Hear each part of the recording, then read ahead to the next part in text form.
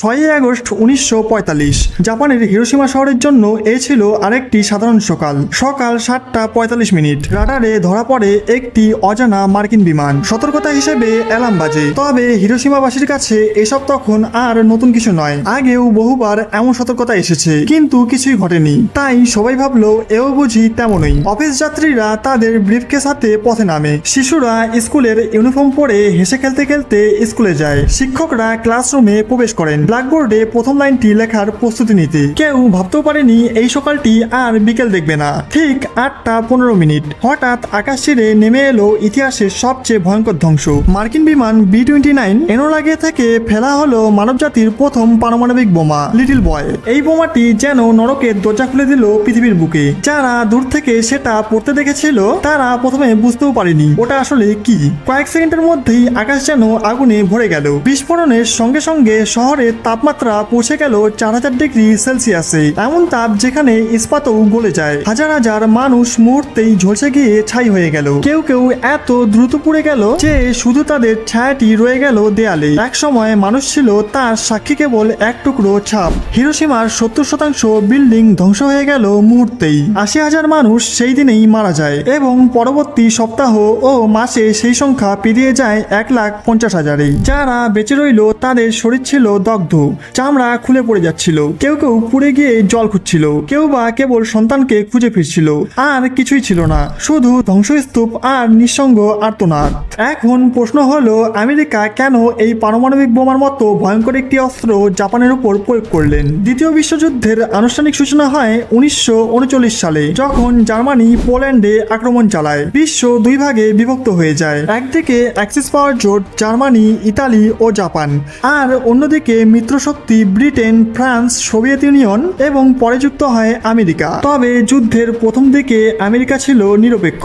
তবে এই নিরপেক্ষতা দীর্ঘস্থায়ী হয়নি, কারণ জাপান তখন এমন এক পথ বেছে নিয়েছিল যা বিশ্ব মানচিত্রে অগ্রাসনের নতুন সংজ্ঞা তৈরি করেছিল। জাপান অনেক আগেই সাম্রাজ্যবাদী চেতনায় উদ্বুদ্ধ হয়েছিল। 1931 সালে তারা চীনের মাঞ্চুরিয়া অঞ্চল দখল করে নেয়, যেটিকে বলা যেতে পারে তাদের সাম্রাজ্য বিস্তারের প্রথম স্পষ্ট পদক্ষেপ। এরপর জাপানের অগ্রাসন থেমে থাকেনি। এক এক করে তারা Korea, Indonesia, Myanmar, Laos, Vietnam এই দক্ষিণ ও পূর্ব এশিয়ার দেশগুলোকে দখল করে নেয় এবং তাদের নিজস্ব উপনিবেশে রূপান্তরিত করে। এই আগ্রাসনের পিছনে ছিল বিশাল এক অর্থনৈতিক কৌশল। জাপান ছিল একটি দ্বীপরাষ্ট্র। প্রাকৃতিক সম্পদের মারাত্মক অভাব, বিশেষ করে তেল, রাবার ও ধাতব খনিজের জন্য তারা সম্পূর্ণভাবে নির্ভর করত বাইরের দেশের উপর। জাপানের সেই সময়ে শক্তিশালী শিল্প ব্যবস্থা চালু রাখার জন্য 80% তেলই সরবরাহ করত আমেরিকা। কিন্তু 1940 সালে পরিস্থিতি এক ঝটকায় পাল্টে যায়। জাপান হিটলারের নেতৃত্বাধীন নাসি জার্মানির সঙ্গে ত্রিদেশীয় চুক্তি স্বাক্ষর করে, যার মাধ্যমে তারা সরাসরি অ্যাক্সিস জোটে যুক্ত হয়। এরপর তারা ফ্রান্স অধিকৃত ভিয়েতনাম দখল করে, যা সরাসরি মিত্রশক্তির উপর এক প্রকার চ্যালেঞ্জ ছুড়ে দেয়। এই পদক্ষেপ আমেরিকার চোখে জাপানকে আর শুধুই একটি এশিয়ান শক্তি নয়, বরং এক বিপজ্জনক সামরিক আগ্রাসী শক্তি হিসেবে প্রতিষ্ঠিত করে। আমেরিকা বুঝে যায় জাপান শুধু অঞ্চলে নয়, আন্তর্জাতিক রাজনীতিতেও আধিপত্য স্থাপনের চেষ্টা করছে। তখন থেকেই জাপান ও আমেরিকার মধ্যে সম্পর্ক অবনতির দিকে যেতে থাকে। 1941 সাল, দ্বিতীয় বিশ্বযুদ্ধে বিশ্ব যখন জ্বলছে, ঠিক তখনই আমেরিকা এক ঐতিহাসিক সিদ্ধান্ত নেয়। তারা জাপানের উপর তেল রপ্তানি পুরোপুরি বন্ধ করে দেয়। যে দেশটির ইন্ডাস্ট্রি, যুদ্ধজাহাজ, ট্যাঙ্ক, বিমান চালানোর জন্য দৈনিক হাজার হাজার ব্যারেল তেলের দরকার, তাদের জন্য এটা এক ধাক্কা নয়, প্রায় শ্বাসরোধের মতো পরিস্থিতি।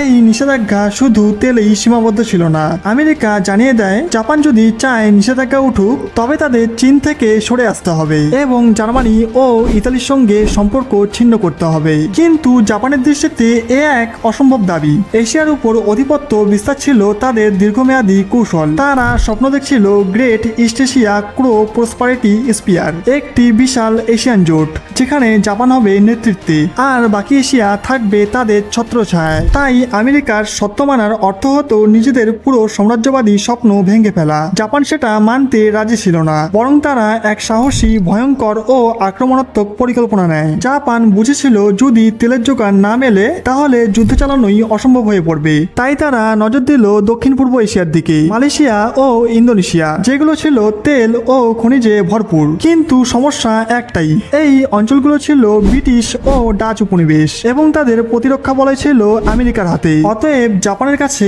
এটা ছিল এক কঠিন সমীকরণ। যদি তেল পেতে হয় তবে আগে আমেরিকার সামরিক ক্ষমতাকে দুর্বল করতে হবে। এখানেই শুরু হয় এক দুঃসাহসিক যুদ্ধ পরিকল্পনা। জাপান সিদ্ধান্ত নেয় প্রথমেই তারা আমেরিকার উপর এমন এক হামলা চালাবে যাতে শত্রুপক্ষ হতবাক হয়ে যায়। এই পরিকল্পনার লক্ষ্য ছিল আমেরিকার সবচেয়ে গুরুত্বপূর্ণ সামরিক ঘাঁটি প্যাসিফিক মহাসাগরের কেন্দ্রে অবস্থিত পার্ল হারবার। 7 ডিসেম্বর 1941 রবিবারের সকাল। আমেরিকার হাওয়াই দ্বীপপুঞ্জের পার্ল হারবার তখন নিস্তরঙ্গ, অনেকটা ছুটির দিনের মতো নিশ্চিন্ত।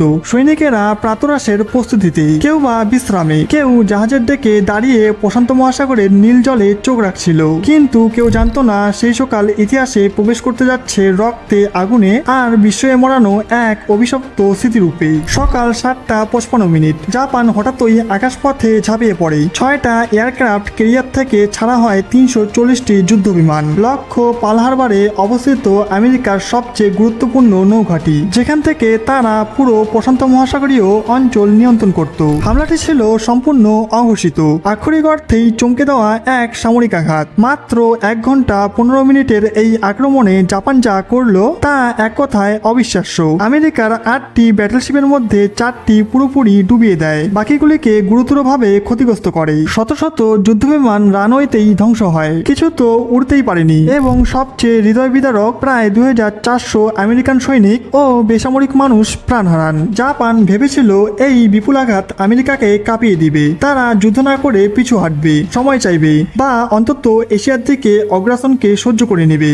কিন্তু বাস্তবতা হলো সম্পূর্ণ উল্টো। এই হামলার পরের দিনই 8 ডিসেম্বর 1941 আমেরিকা আনুষ্ঠানিকভাবে জাপানের বিরুদ্ধে যুদ্ধ ঘোষণা করে। প্রেসিডেন্ট ফ্রাঙ্কলিন ডি রুজভেল্ট এটিকে ঘোষণা করেন a date which will live in infamy, একটি দিন যা চিরকাল অপমান ও শোকের প্রতীক হিসেবে ইতিহাসে থাকবে। পার্ল হারবার হামলা আমেরিকাকে আর নিরপেক্ষ রাখেনি। এই হামলাই তাদের রক্ত গরম করে তোলে, জাগিয়ে তোলে যুদ্ধপ্রবণ মনোভাব, এবং এখান থেকেই শুরু হয় এক নতুন অধ্যায়। 1942 থেকে 1945 3 বছর ধরে আমেরিকা ধাপে ধাপে প্রশান্ত মহাসাগরের দ্বীপগুলো দখল করতে শুরু করে। প্রত্যেকটি দ্বীপ ছিল রক্তাক্ত সংঘর্ষের সাক্ষ্য, প্রতিটি জয় ছিল হাজারো প্রাণের বিনিময়ে কেনা। গুয়াডালক্যানাল, সাইপান, ইওজিমা, এগুলোর প্রতিটি ছিল জাপানের শক্ত ঘাঁটি। আর আমেরিকার সামনে ছিল একটাই লক্ষ্য, জাপানকে মূল ভূখণ্ড পর্যন্ত ঠেলে নিয়ে যাওয়া। এই সময়ই জার্মানি ও ইতালি আত্মসমর্পণ করে। ইউরোপে যুদ্ধ শেষ হলেও জাপান কিছুতেই হার মানছিল না, বরং তারা আরো বেশি বেপরোয়া,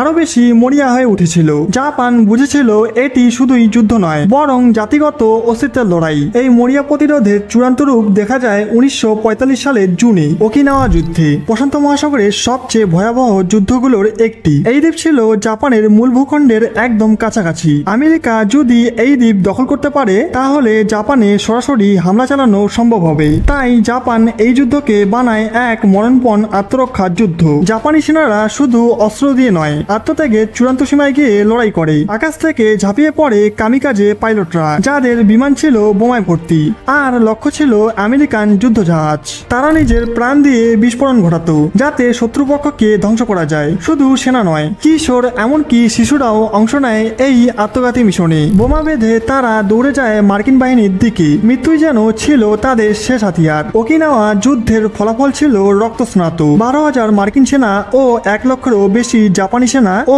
বেসামরিক নাগরিক নিহত হয়, এবং দ্বীপের 25% সাধারণ জনগণ নিশ্চিহ্ন হয়ে যায়। এই ভয়াবহ পরিণতি দেখে আমেরিকান নেতৃত্ব আজ করতে পারে জাপানের মূল ভূখণ্ডে যদি হামলা চালানো হয় তবে কয়েক লক্ষ সেনা ও সাধারণ মানুষের মৃত্যু অবশ্যম্ভাবী। একটি দ্বীপের জন্যই যদি এত মৃত্যু হয় তাহলে পুরো দেশের জন্য কি হবে? যখন প্রশান্ত মহাসাগরে দ্বীপগুলো রক্তে ভেসে যাচ্ছিল তখন আমেরিকার আরেকটি যুদ্ধ চলছিল, বিজ্ঞান এবং গোপনতার যুদ্ধ। এই যুদ্ধের নাম ছিল ম্যানহাটন প্রজেক্ট। এটি ছিল ইতিহাসের অন্যতম গোপন ও ব্যয়বহুল গবেষণা প্রকল্প, যার একটাই উদ্দেশ্য ছিল মানবজাতির প্রথম পরমাণু বোমা তৈরি। 1939 সালে জার্মান বিজ্ঞানীদের পারমাণবিক বিভাজনের ধারণা সামনে এলে আমেরিকা এই সম্ভাব্য বিপদের আগেই প্রতিক্রিয়া জানাতে চায়। ফলে শুরু হয় ম্যানহাটন প্রজেক্ট। যুক্তরাষ্ট্র, ব্রিটেন ও কানাডার মিলিত প্রচেষ্টায় কয়েক হাজার বিজ্ঞানী, প্রকৌশলী ও গবেষক একত্রে দিনরাত কাজ করতে থাকেন এবং অবশেষে 16 জুলাই 1945 নিউ মেক্সিকোর আলমোগার্ডো মরুভূমিতে ইতিহাসের প্রথম পারমাণবিক বোমার পরীক্ষা সফলভাবে সম্পূর্ণ হয়। এটি ছিল ট্রিনিটি টেস্ট এবং বিস্ফোরণের দৃশ্য দেখে এক বিজ্ঞানী বলেছিলেন, now I am become death, the destroyer of worlds. এই বোমার ধ্বংস ক্ষমতা এতটাই অমানবিক ছিল যে তখনই সিদ্ধান্ত নেওয়া হয় এর ব্যবহার হবে শুধুমাত্র চরম প্রয়োজনে, যুদ্ধ থামাতে, নয়তো এর পরিণতি হবে মানব সভ্যতার জন্য মারাত্মক। এরপর মার্কিন প্রেসিডেন্ট হ্যারি এস ট্রুম্যান জাপানকে একবার সুযোগ দেন। তিনি ঘোষণা করেন জাপান যদি নিঃশর্ত আত্মসমর্পণ না করে তবে তাদের সামনে এক পূর্ণ ধ্বংস অপেক্ষা করছে। কিন্তু জাপান তাতে গুরুত্ব দেয়নি, কারণ তারা জানতই না একটি বোমা দিয়ে একটি শহরকে সম্পূর্ণ ধ্বংস করা সম্ভব। জাপান তাদের আগের মনোভাবেই অনড় থাকে, লড়াই, আত্মহতি আর সম্ভ্রমের মৃত্যু। তারা ভাবত আমেরিকা বরাবরের মতো বোমা আর ট্যাঙ্ক নিয়ে এগোবে, কিন্তু আমেরিকা এবার বেছে নিল এক ভিন্ন রাস্তা। যুদ্ধ শেষ করার জন্য ইতিহাসে প্রথমবারের মতো পারমাণবিক অস্ত্র ব্যবহারের সিদ্ধান্ত। 6 আগস্ট 1945 সকালে B-29 বিমান এনোলা গিয়ে হিরোশিমার উপর লিটল বয় নামক পারমাণবিক বোমাটি ফেলে। শহরটি মুহূর্তে ধ্বংস হয়ে যায়। 3 দিন পর 9 আগস্ট 1945 আরেকটি বিমান বক্সকার নাগাসাকির উপর ফেলে ফ্যাটম্যান নামের দ্বিতীয় পারমাণবিক বোমাটি। এই দুটি বোমার সম্মিলিত প্রভাবে প্রায় 2 লক্ষ মানুষ মারা যায়। অনেকেই পরবর্তী বছরগুলোতে ক্যান্সার ও বিকলাঙ্গতায় ভোগে। তার পরের সপ্তাহেই 15 আগস্ট জাপান আত্মসমর্পণের ঘোষণা দেয়। 2 সেপ্টেম্বর 1945 জাপান আনুষ্ঠানিকভাবে আত্মসমর্পণ করে এবং দ্বিতীয় বিশ্বযুদ্ধের অবসান ঘটে। আজকের ভিডিওটি ভালো লাগলে লাইক, কমেন্ট, শেয়ার করবেন এবং আরো এরকম ভিডিও দেখতে গল্পগাথা চ্যানেলটিকে সাবস্ক্রাইব করে পাশের বেল আইকনটি বাজিয়ে দিবেন। তাহলে এখনকার জন্য বিদায় নিচ্ছি। দেখা হচ্ছে আরো একটি নতুন ভিডিওতে।